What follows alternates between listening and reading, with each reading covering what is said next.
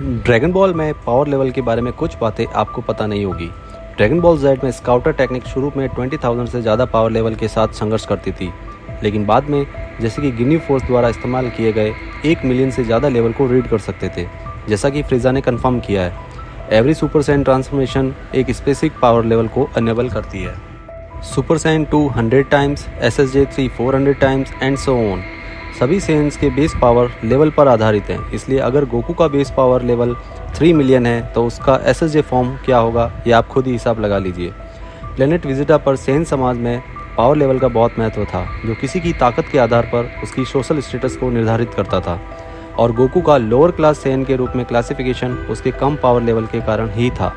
Dragon ball Z में कुछ attacks temporary रूप से एक फाइटर की पावर लेवल को बढ़ा सकते हैं, जैसे कि गोहान की मेसेंको टेक्निक और गोकू की कामेहामेहा, जिसे पावर टेम्परेली इंक्रीज हो जाती है, जो ऑपोजिट स्ट्रॉन्ग फाइटर को नुकसान पहुंचाने में सक्षम है। ड्रैगन बॉल यूनिवर्स में गॉड के पास ट्रेडिशनल पावर लेवल नहीं होते हैं, क्योंकि उनकी की, जिसे गॉड की के रूप में भी जाना जाता है, मूल रूप से रेगुलर की से अलग होती है और इसे स्काउट्स द्वारा मेजर नहीं किया जा सकता या मोर्टल्स के द्वारा महसूस नहीं किया जा सकता, जब तक कि मोर्टल खुद को ऐसा करने के लिए ट्रेन ना करे।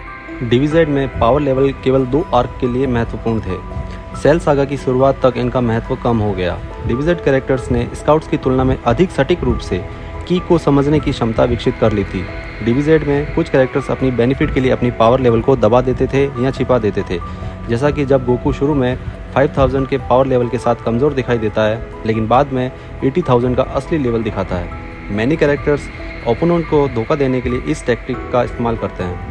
एवरेज ह्यूमन के पास 5 का पावर लेवल होता है, जिसमें क्रिलिन जैसे एक्सेप्शंस भी हैं, जिनका पावर लेवल सेल सागा के दौरान 1770 तक पहुंच गया, जो उसके इंटेंस ट्रेनिंग को दर्शाता है। 180 के पावर लेवल वाले मास्टर रोशी ने कई सालों तक धरती पर सबसे मजबूत इंसान का खिताब अपने नाम किया। ड्रैगन बॉल यूनिवर्स में डीमंस के पास की को मेज़र करने के लिए अपनी खुद का एक सिस्टम है, जिसे एनर्जी मीटर या किली कहते हैं, जिसमें एक किली का मतलब होता है 50,000 पावर लेवल।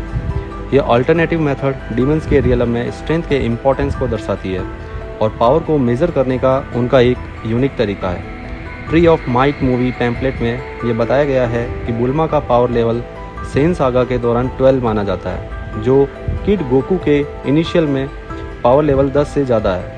हालांकि बुल्मा के केस में इसे ऑथेंटिक नहीं मान सकते, क्योंकि सीरीज़ में इसे दिखाया नहीं गया है और ये फैन मेड भी हो सकता है।